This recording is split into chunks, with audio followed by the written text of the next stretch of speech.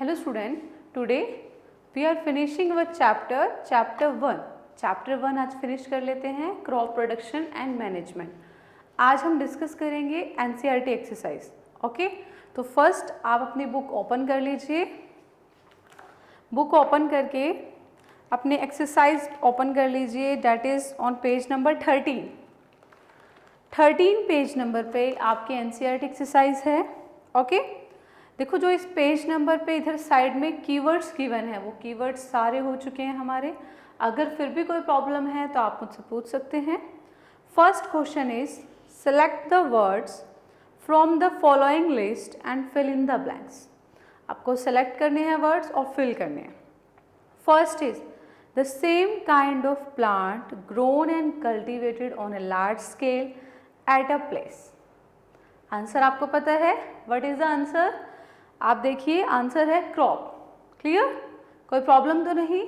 सबसे पहली बात हमने डिस्कस की थी कि जब बहुत सारे सेम काइंड के प्लांट्स को एक ही प्लेस पे ग्रो करेंगे और कल्टीवेट करेंगे तो उसको क्या बोलेंगे? Crop. The first step before growing a crop is dash of the soil. अभी हमने इतने सारे लेक्चर्स किए हैं और हर लेक्चर में हमने एग्रीकल्चर प्रैक्टिसेस के बारे में स्टडी किया और सबसे फर्स्ट स्टेप क्या है हमारा? Preparation of soil. Very good.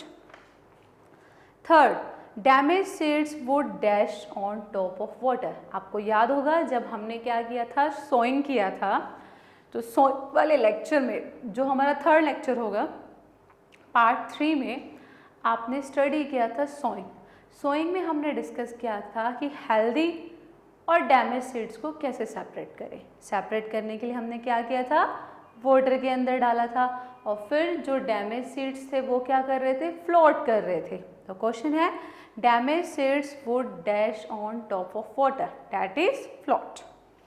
और जो हमारे हेल्दी सीड्स थे वो क्या हो गए थे? वो नीचे सिंक डाउन हो गए थे. Clear? For growing a crop sufficient sunlight and dash are from the soil are essential. अब सोयल से रूट की हेल्प से प्लांट लेता क्या है? वाटर एंड मिनरल्स या फिर वाटर और न्यूट्रिएंट्स. तो आपके क्या बच गए? Water and nutrients. Done. Okay, उसके बाद डिस्कस करते हैं match items in a column A with those in column B. और उसमें से आपको खरीफ क्रॉप गिवन है. ओके, अब देखिए खरीफ क्रॉप के लिए हमने एक ट्रिक याद की थी. क्या थी वो ट्रिक? खरीफ क्रॉप क्या थी? सोनू रो मत चल बाहर घूमने. ये थी हमारी ट्रिक कि सोनू रो मत चल बाहर घूमने. तो आपको सबसे याद है क्या क्या था? ओके, तो यहाँ पे आपको खरीफ क्रॉप के एग्जाम्पल गिवन है. क्या गिवन है देखिए. अब खरीफ क्रॉप्स दे दी, उसके बाद फूड फॉर कैटल तो नहीं हो सकता, यूरिया एंड सुपर फॉस्फेट भी नहीं हो सकता, एनिमल एक्सक्रीटा वाला भी नहीं हो सकता, वीट ग्राम पी या फिर पैडी एंड मेज, इनमें से होगा. ओके, तो वीट के नाम से आपको झट से याद आ जाएगा वीट कैसी क्रॉप है. हमने याद किया था KRRW. ठीक है, और यहाँ पे क्या था? वो बाहर गया और वहाँ से क्या क्या लाया.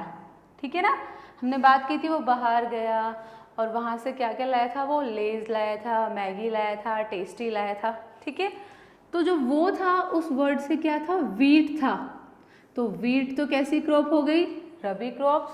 और आपको पता है यहाँ पे राइस, सेकंड पे राइस था और राइस मतलब पैडी, तो पैडी कैसी है? खरीफ क्रॉप्स. क्लियर? तो फर्स्ट हो गया खरीफ के लिए पैडी एंड मेज और रबी के लिए wheat gram and pea. Done. Chemical fertiliser. अब chemical fertiliser food for cattle तो नहीं हो सकते, कैटल के लिए खाना थोड़ी होता है वो. Animal excrete and cow dung, urine भी नहीं हो सकते, वो भी हमें पता है वो तो मैन्योर के होते हैं. तो क्या बचा? आपका urea and super phosphate. Clear? तो थर्ड का आंसर है B, organic manure. Organic manure, last animal excreta and cow dung, urine and plant waste, that is C. Okay. उसके बाद है give 2 examples of each kharif and rabi crops. Very good. तो देखो खरीफ crops कौन सी होती हैं? Crops which are sown in rainy, summer या फिर विंटर। कैसे करना था?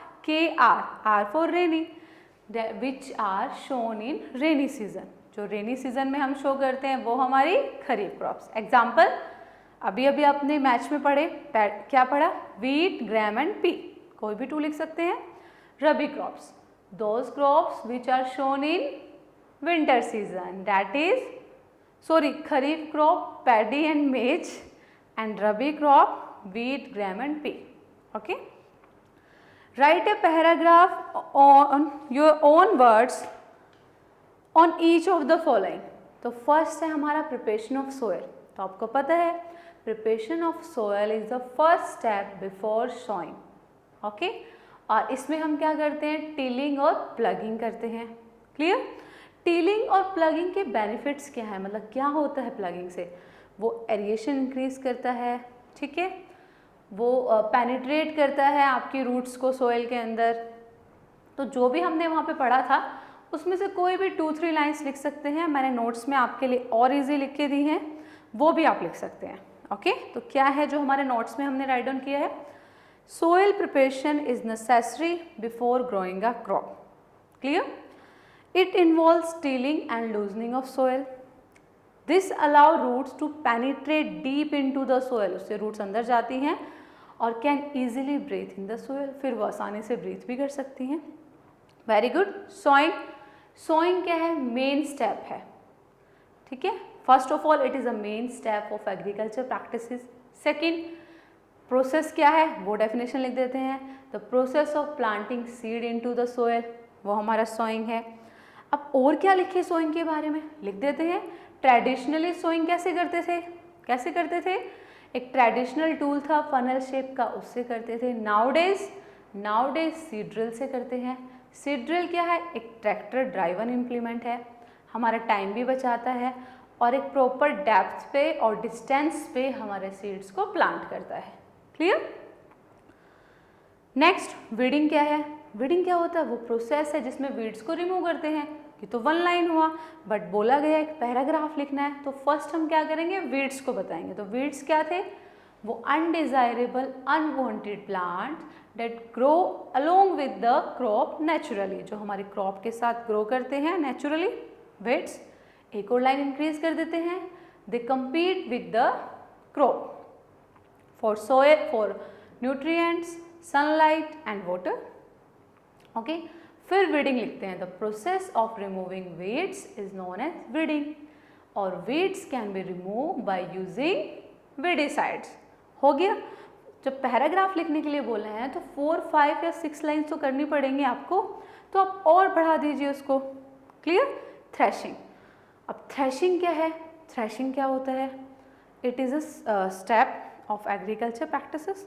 डन। इसमें क्या करते हैं? The process of separating grain from chaff. Okay, उसको थ्रेशिंग बोलते हैं, ठीक है। अब थ्रेशिंग में लाइंस कैसे इंक्रीज करें? It is done with the thresher. Thresher क्या है? It is a machine. Okay, very good.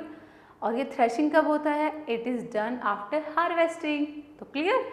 तो आपको लाइंस किस तरह इंक्रीज करनी है? जितनी नॉलेज है वो डाल दो, अगर पैराग्राफ लिखना बोला है तो।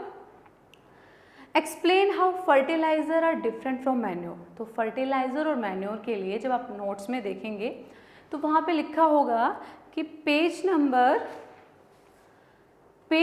9 पे आपको डिफरेंसेस कराए गए हैं, ठीक है, वो आपको राइट डाउन करने हैं। तो हम एक बार डिस्कस कर लेते। देखो वहाँ पे हमने 12 डिफरेंसेस किए थे, और यहाँ पे क्वेश्चन के डिमांड के अकॉर्डिंग, जैसे अगर 2 मार्क्स का है तो 4 लिखने हैं। याद रखना 2 में 2 नहीं राइट डाउन करने, आपके पास इतने ईजी है, ज़्यादा लिख सकते हो। ज़्यादा लिखोगे कोई मिस्टेक होगी तो मार्क्स भी कट नहीं होगा। क्लियर? तो अगर 2 मार्क्स का है तो 4 राइट डाउन कर दो, 4 का है तो 8 राइट डाउन कर दो। क्लियर? तो फर्स्ट डिस्कस करते हैं मैन्योर। क्या था? एक ऑर्गेनिक सब्सटेंस है। फर्टिलाइजर एक इनऑर्गेनिक सब्सटेंस है। मैन्योर केमिकल से बनता है, फर्टिलाइजर एनिमल और प्लांट वेस्ट से बनता है। मैन्योर चीप होता है, फर्टिलाइजर कॉस्टली होता है। मैन्योर ओपन एरिया में बन सकता है, फर्टिलाइजर लैब्स में ही बनेगा।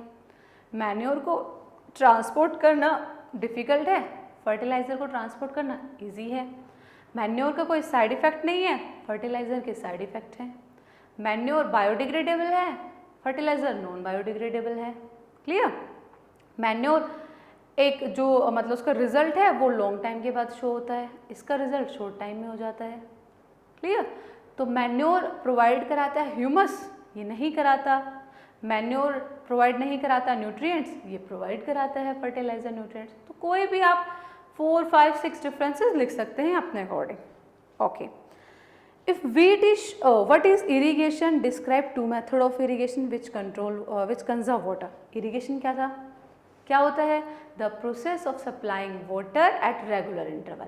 रेगुलर इंटरवल में जो हम वाटर दे रहे हैं वो क्या है? इरिगेशन। ओके, तो आपको पता है ना 2 मेथड ऑफ इरिगेशन कौन से थे जो कंजर्व करते हैं वाटर को, कौन से थे?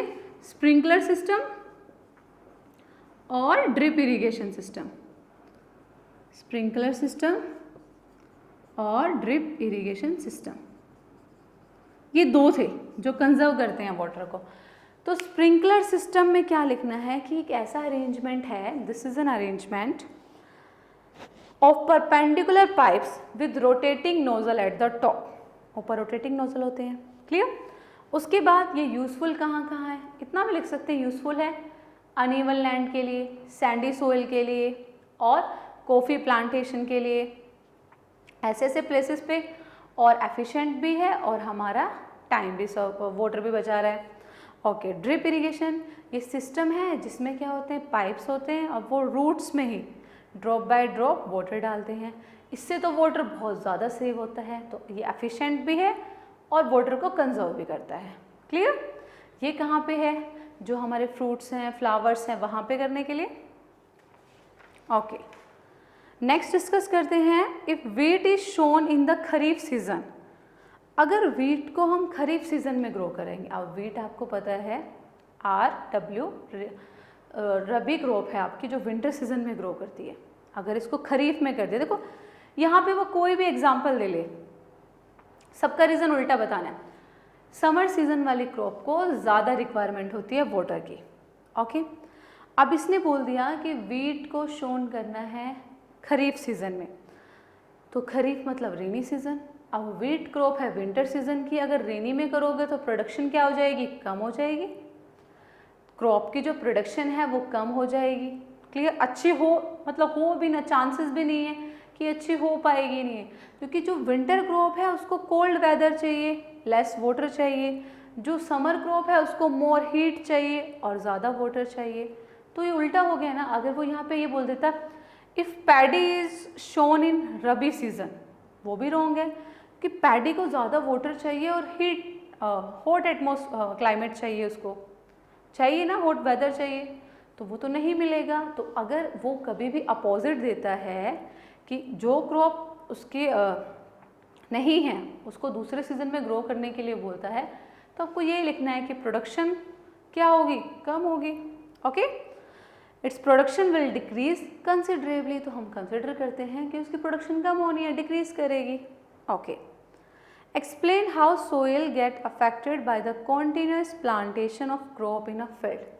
अगर आप कॉन्टिन्यू प्लांट किए जा रहे हैं, वेट अ मिनट। ओके,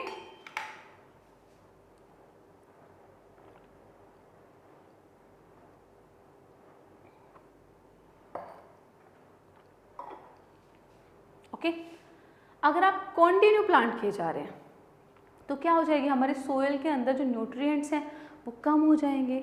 ठीक है, सोइल के अंदर न्यूट्रिएंट्स कम हो जाएंगे तो वो अनफर्टाइल हो जाएगी, वो अच्छे से सप्लाई नहीं कर पाएगी न्यूट्रिएंट्स, और उसको टाइम भी नहीं मिलेगा। कॉन्टिन्यूस प्लांटेशन में एक क्रॉप ग्रो की, हार्वेस्ट की, फिर से थोड़े दिन बाद दूसरी क्रॉप ग्रो कर दी, तो सोइल को रेप्लेनिश होने के लिए टाइम ही नहीं मिलेगा। क्लियर? तो क्या है answer? The continuous plantation of crop makes the soil poor in many nutrients as the crop take up the nutrients from the soil, क्योंकि सारे nutrients crop ले लेगी।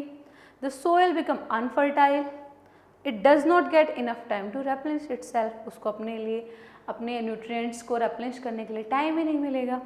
Okay, now question number 9, what are weeds, how can we control them? अभी हमने weeding किया था, weeding में हमने पहले वेट्स डिस्क्राइब किए थे, क्या होते हैं? अब तो आप बता सकते हो मुझे लर्न है कि नहीं है, थोड़ा बहुत तो माइंड में गया होगा ना। जो अनडिजायरेबल प्लांट्स हैं वो क्या हैं, वीड्स, जो हमारी क्रॉप के साथ नेचुरली ग्रो करते हैं, उनको रिमूव करने वाले प्रोसेस को वीडिंग बोलते हैं। रिमूव कैसे कर सकते हैं, रिमूव कर सकते हैं मैनुअली कर सकते हैं बाय खुरपी और अपरूटिंग करके, ठीक है, या फिर वीड्स का यूज़ करके, सॉरी वीडिसाइड्स का यूज़ करके। वो क्या होते हैं, वो केमिकल्स हैं जो वीड्स को रिमूव करेंगे। एग्जाम्पल 2,4-D और एट्राजाइन। क्लियर? तो आपको ये सब राइट डाउन करना है वहाँ पे। Question number 10, arrange the following boxes in proper order to make a flow chart of sugarcane crop production. अब sending crop to the sugar factory, अब क्रॉप को शुगर फैक्ट्री भेजना है। हमने 7 स्टेप्स किए थे, preparation of soil, sowing, adding manure and fertiliser, irrigation, protection from weeds, harvesting and storage. Storage के बाद कहीं जाता है सैंड, तो ये तो लास्ट स्टेप हुआ। इरीगेशन कहाँ पे आएगा, तो एक बार रीड कर लेते हैं क्या क्या है। फर्स्ट क्या बनेगा आपका, प्रिपरेशन ऑफ सोयल, मतलब जो 5th बॉक्स है वो फर्स्ट नंबर पे आएगा। उसके बाद प्लगिंग द फील्ड 6th वाला आएगा। देन क्या आएगा, देन सोइंग आएगा 4th स्टेप, देन मैन्योरिंग आएगा, इरीगेशन, और लास्ट में आएगा sending crop to the sugar factory. Last question करते हैं, complete the following word puzzle with the help of clues given below. Down और अक्रॉस, डाउन का मतलब है आपको नीचे जाना है ऐसे, ठीक है, ये डाउन हो गया, और अक्रॉस में आपको इस तरह से जाना है, लेफ्ट टू राइट। क्लियर? तो फर्स्ट जो गिवन है providing water to the crops, और उसने हिंट भी दिया है, देखो providing water to the crops, जो फर्स्ट गिवन है वहां पे आई से स्टार्ट होना है वर्ड। आपको तो पता है क्या होता है, इरिगेशन, बिल्कुल ठीक। वर्ड्स की स्पेलिंग राइट डाउन करके मैच कर लीजिएगा। ओके, सेकंड है keeping crop grains for long time under proper condition, रखना उसको। तो सेकंड देखते हैं कहाँ गिवन है, एस से स्टार्ट हो रहा है, क्या होता है, storage. Certain plants of same kind grown on a large scale, ये तो हमें पता है, क्रॉप है, ऑब्वियस सी बात है। 5th सी से स्टार्ट हो रहा है, 4 बॉक्सेस हैं, क्रॉप डन। अक्रॉस चलते हैं, 3rd the machine used for cutting the matured crop. पहले उस प्रोसेस को क्या बोलते हैं जिसमें हम मैच्योर होने के बाद क्रॉप को कट करते हैं, हार्वेस्टिंग, और उस मशीन को हार्वेस्टर, एच से स्टार्ट हो रहा है, फिल हो जाएगा। A rabi crop that is also one of the pulses, वो पल्सेस में से भी एक है, वो क्या है, स्टार्ट जी से हो रहा है, 4 वर्ड का है। अब देखो रबी क्रॉप्स में हमने कौन कौन से किए थे, रबी क्रॉप्स का क्या था, वो बाहर गया वाला, ठीक है, वो बाहर से लाया क्या क्या, ठीक है, वो लिखना है। तो यहाँ पे आएगा ग्राम, GRAM। अब process of separating the grain from the chef, अब ये तो आपका थ्रेशिंग होता है, पर यहाँ पे उसने 6th में W दिया है, W से कौन सा था, विनोइंग। ओके, तो आज हमने फिनिश कर लिया अपना चैप्टर नंबर 1। इसके बाद आपको असाइनमेंट मिलेगा, वो आपको सॉल्व करना है, आंसर्स भी साथ में होंगे उसी PDF में, आपको मैच करने हैं। उसके बाद कोई प्रॉब्लम आती है तो लाइव क्लास में या फिर आप मुझे व्हाट्सएप पे या कॉल करके बात कर सकते हैं, अपने डाउट्स क्लियर कर सकते हैं। ओके, तो अब हम अपने 2 चैप्टर फिनिश कर चुके हैं, micro organism and crop production and management. Okay, मैं आपको बोलूँगी कि आप प्लीज़ उनको अच्छे से प्रिपेयर कर लीजिए अपने एग्ज़ाम के लिए। क्लियर? अगर कोई प्रॉब्लम है, कोई डाउट है तो पूछिएगा लाइव क्लास में। Okay, thank you.